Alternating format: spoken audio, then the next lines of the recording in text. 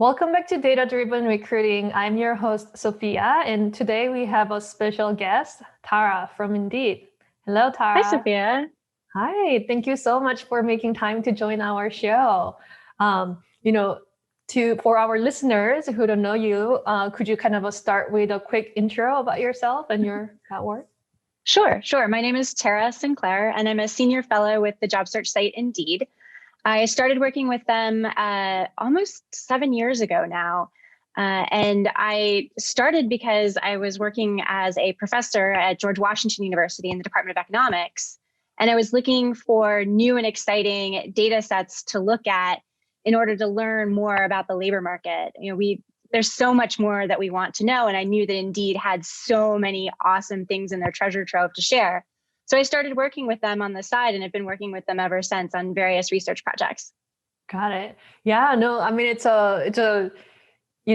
as an economist, I'm assuming you love data and be able to really dig into it to see what the data can tell us. And, the official government job data is one, but yeah, like having more data that can be collected from larger, society in a more practical way. I think that's always interesting. So yeah, could you tell us about some of the research work that you've done with Indeed?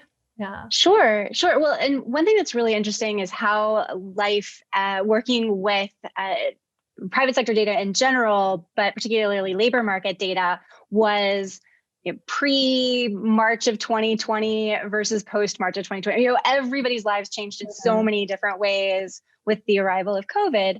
And one of the interesting things is that for the first several years that I was working at Indeed, I was really focused on the granularity of the data, like the benefits of being able to dig much deeper and to be able to talk about a particular job type in a particular location and how that might fit the particular workers in that area and how the match might look. So we really focused on the granularity aspect of the data, and that's really special. And there's so many different insights that we can draw from that. But my area of research is actually macroeconomics. And so I was always dreaming of having an opportunity to use the timeliness of the data as well, to be able to see when there would be big shifts in the labor market. And we didn't have that for the first several years that I was working with Indeed data. Everything was slowly shifting and changing. And there were lots of interesting things in the very micro level data. But then all of a sudden in March of 2020, we're watching the top line numbers just collapse. And that really immediately shifted our research focus to shift from that granular aspect of the data to the timeliness aspect of the data. And we knew that it was really important to get this information out to employers, to job seekers, to policymakers, so that they would know what was happening in the labor market. And of course, we could use the granularity too. So we could also say, how is this impacting different employers in different locations and different groups of people and all of that as well. Yeah. I mean, that's a fascinating. It's almost like because you can't really do an A/B testing in the economic environment with the job data, but the external factor kind of impacting and shifting the dynamic could be a great also like how different jobs or our economy respond to that kind of external forces. Yeah, exactly. So yeah, I mean, what did you find? What are some of the main things you learned? Yeah. Well, one of the big things that I personally learned from my research that I was already doing pre-COVID was I was looking at labor market mismatch. So I was interested in how well did the job opportunities that we had on the Indeed website match up with the job seekers who were coming to Indeed, and where were areas where things matched better or worse. And one of the things that I learned from my research, as well as from building on to previous research using other data sets, was that it's actually the case that matches get worse when the total number of job opportunities get worse. So you kind of have this double whammy where when the economy gets weaker, not only is there a lower quantity of job opportunities for job seekers, but the jobs that are there, you'll often hear this from employers. They'll say like, hey, everybody's saying the labor market's so bad, but I'm still not finding the kinds of workers that I need. And that's exactly what we see in the data, that things actually get worse in terms of, even though the quantity of job seekers might be there for your labor market pool, there may still not be the types of matches, particularly ones that would last a long time, ones that would be really good fit for both the employer and the job seeker. What are some of the theories around what's driving that, like widening the gap, the mismatch part? Well, really the key thing is that when you see jobs disappearing in general, they disappear in an uneven way. And we can think about the most recent example as a key example of that, right? We didn't see all types of jobs disappear evenly, right? We saw service sector jobs, and this was new and different in COVID recession, but it's still a similar case that certain types of jobs disappeared in greater numbers. And therefore that adversely affected some job seekers differently than others. So the types of people that are out there looking for a job might not be having exactly the background that employers are in other fields trying to hire for right now. I see. So like the retail service or even like a restaurant service type of jobs are, because people are just not having the physical, interactions with the stores, they're just not there, it sounds like. Exactly. Yeah. Exactly. What are some of the jobs that they were almost kind of unaffected or even had almost like a reverse, effect on, Yeah, one of the key things that we're seeing in the Indeed data is that it's jobs around e-commerce that have done well, right? So we see loading and stocking roles have just skyrocketed. Certain types of retail as well have done well. If you think about like the essential work of grocery stores and pharmacies, and even in construction, we've seen pretty strong construction as well. And so you can imagine that people that are leaving arts and entertainment, for example, may not be keen to be looking for these other types of roles and may not be a good fit from either their or the employer's perspective. I see. Yeah, and that's fascinating. And I think, and it sounds like it's not also just like a one like sector. Even that sector has a different nuances depending on how COVID is actually affecting their business. Yeah. Right. We can slice down even further because we can look at how it's impacting different metro areas, for example. And different metro areas are affected not just by their exposure to COVID, but also their own mix of jobs. So, if you see an area that really had a vibrant downtown that created a lot of restaurant jobs in the downtown area, well, when everybody suddenly was working from home and no one was going to the downtown area for lunches anymore, that that work from home was good for the people who were able to work from home, but it was very detrimental for the businesses that depended upon having people come to the office in order to frequent their business. Yeah. And I can also imagine even at a one company, it can be different as well. You mentioned like in the e-commerce, people who are working from the warehouse operations, maybe there is a higher needs, but maybe, and like if you're doing more business, I guess you just need a lot of different functions, but I would assume like things like, let's say, their engineering team doesn't necessarily see the same type of a surge in the needs of a new employee and workforces, right? Right. Yes. Yeah, that's fascinating.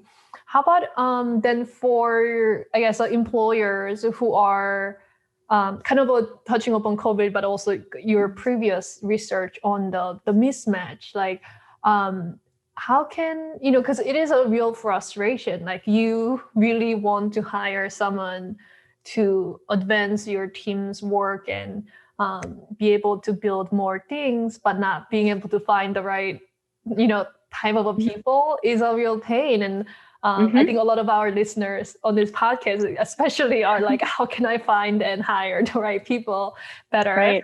So like, what are some of the things that I guess drives that mismatch? And is there anything that the employer can do to address some of that? I think there's a lot that employers can do. And I think they have to think about which front they want to adjust on. Because if they're having trouble filling a role, that suggests that there is some aspect of the role that they're not making appealing enough to their target job seeker to attract them.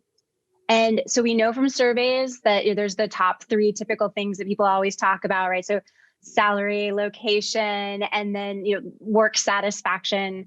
Those big three always matter. And so if you can sell your employer brand, great. Really push that forward to try and make that more attractive. If you can flex on location, that's great. And we're seeing a lot of that right now. Right? Lots of employers are realizing they can flex on location a lot more than they thought they could. And here, and when you say flex, like, just work from anywhere you want. Right, exactly. Now it's incredibly flexible. But maybe in time it will be slightly less flexible. And actually things may shift the other way. We may see that post-COVID, one of the key perks might be an office, right? It might be to get a place to go to a few days a week might be the thing that appeals. And that's something we need to watch in future trends in terms of what job seekers want. But of course, the big number one is always salary. Or if you can pay a little more, that does tend to go a long way to attract people. But employers are usually looking for other fronts. And of course, the other one is to offer more training, to take someone who has the fundamental base to work from, but may take a little longer to ramp up. You may get a lot longer run out of that person. People worry about, okay, if we train them, then they might leave and go to a different employer.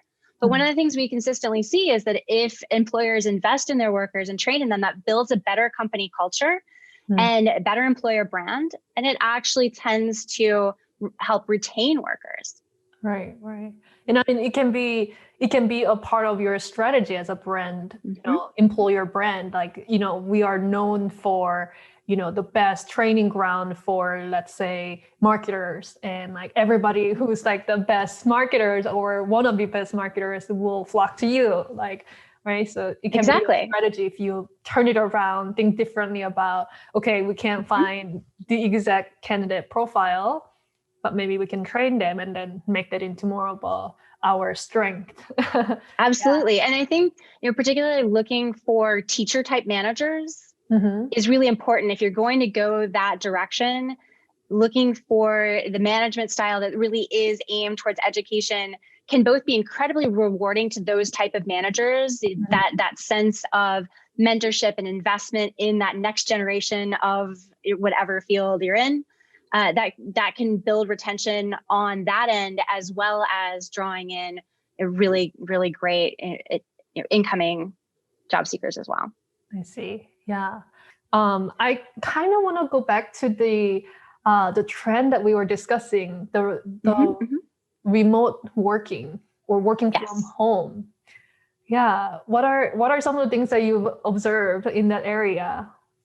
Yeah, well, I mean, we're seeing the same trend in our data that everyone else is seeing as well. That for a long time, well before the pandemic, job seekers had been asking for various kinds of flexible work and in doing that more and more in their searches. In fact, as the labor market continued to improve, that seemed to be one of the fronts that employers could use to attract workers, was offering various forms of flexibility. Now, of course, it's incredibly important to remember that the types of flexibility employers want to offer isn't always necessarily the kinds of flexibility that job seekers want. And so one of the things that we could kind of see in various different labor markets is we would see flexible from the sense of the employer, where like, hey, we'll let you know when we have hours kind of thing, versus then when the labor market is tighter, we see the whole, hey, let me know when you want to work, that those shifts back and forth. And so we know that this is something that job seekers value. We know that this is something that employers value. We know that there is this challenge of finding that match. But technology has really made things a lot better in a lot of ways. And I think we've all learned how to adopt it very, very quickly. And therefore, a lot of it's not going to go away. And then the question is just how much of it is going to be used going forward to suit the needs of the workers versus the employers, and how can we find something that works best for everyone? Yeah. Yeah. How about you mentioned that when you're like, you look at the macro trend and the change in the data, but when you also break it down, one of the dimensions that you mentioned is the location. Because, we do still have that notation that, where is this job? Like, location is inherently kind of a part of that. But with this remote working, how I guess, how does it affect, I'm not sure whether that's the right word, but like, how do you think about looking at the data now? Because if it's everybody anywhere and even across the border, then how does that change your work?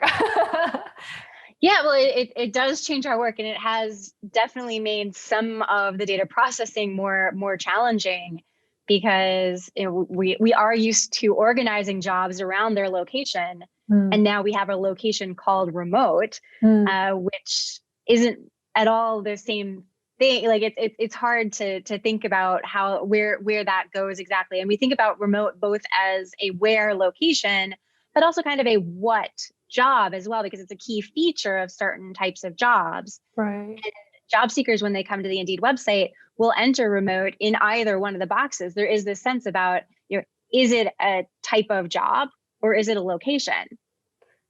Which is a really interesting thing to philosophically think about. And I think that is one of the key questions going forward, is that, do we want to just treat remote as just a different location, and certain job seekers say that's where they want to work?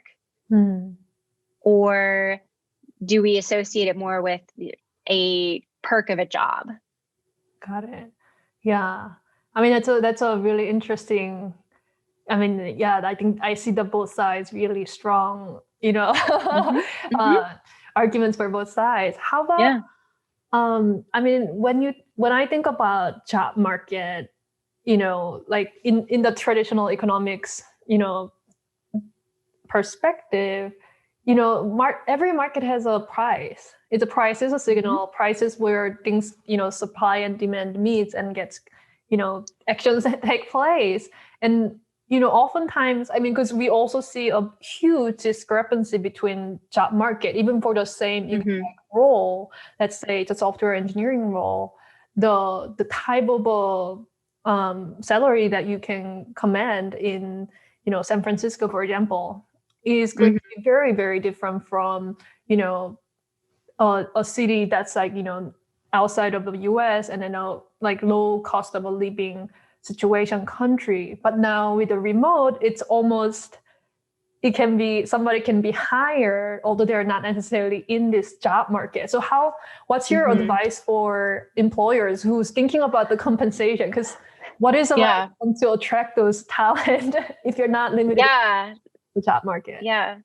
Well, I think one thing, when you brought up this idea that, there's a price, or in this case, the wage that potentially draws the supply and demand together. And one of the things we have to keep in mind is that theoretical concept includes all of the different benefits of the job, and so salary, location, work satisfaction, sense of connection to a particular community, the perks of where you get to live. Like, there's so many other features other than just the pure salary that is really part of that theoretical price when we think about the market here, which of course makes it much more complicated, but also does give employers a lot of different dimensions to think about making their jobs more appealing.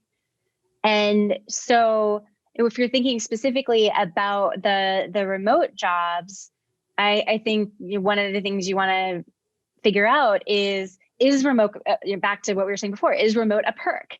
In which case, maybe that suggests that other dimensions could be lessened in some way, or at least not have to be quite so competitive on salary if remote is a perk. Now, if everybody is doing remote, if that becomes the standard in your particular job market, then you're going to have to compete again against all of those other people that are offering the similar mix of perks. So I really do, this is where, coming back to, is if remote is a location, then I think we will find what that equilibrium price looks like for different types of jobs in that remote working space, assuming we have a fair bit of robust competition to help set up that salary. Yeah. Well, I think it's really important to just think about the big context as well as the narrow context. Like, it's very important for employers to look at their direct competitors to get a sense of their particular market. But every once in a while, I still think it's important to zoom out and see that bigger picture. Yeah. And that'll really give you useful context for making decisions. Right. Yeah. Thank you so much for your time. And thanks everyone for joining us today. For more tips and insights on data-driven recruiting, please visit ddr.codesignal.com. See you next time.